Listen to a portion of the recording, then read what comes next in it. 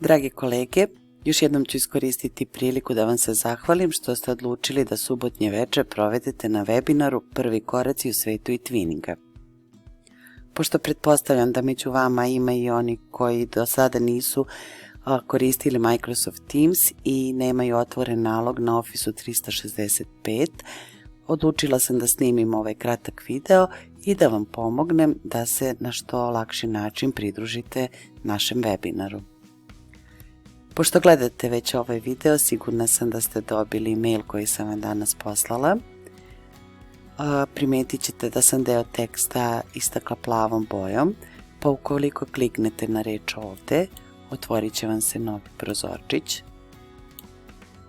Potrebno je da sada izaberete opciju Cancel, a zatim ovu drugu opciju Continue in this browser.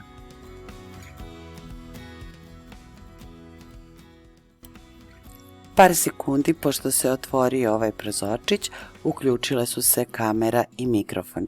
Ja sam u međuvremenu te dve opcije isključila, što možete i vi da uradite, mada ja ću kao organizator isključiti unapred svima kamere i mikrofone, pa ćemo ih uključivati po potrebi. Ostalo je još da unesete svoje ime i da izaberete opciju Join Now. Sada je potrebno samo da sačekate još par minuta da sastanak počne. Istog trenutka kada sastanak bude započet, vi ćete dobiti odobrenje da se priključite sastanku, zapravo Teams će vas sam uvesti u takozvanu sobu za sastanak. Nadam se da vam je ovaj video bio koristan, a ja se radujem našem skorom druženju.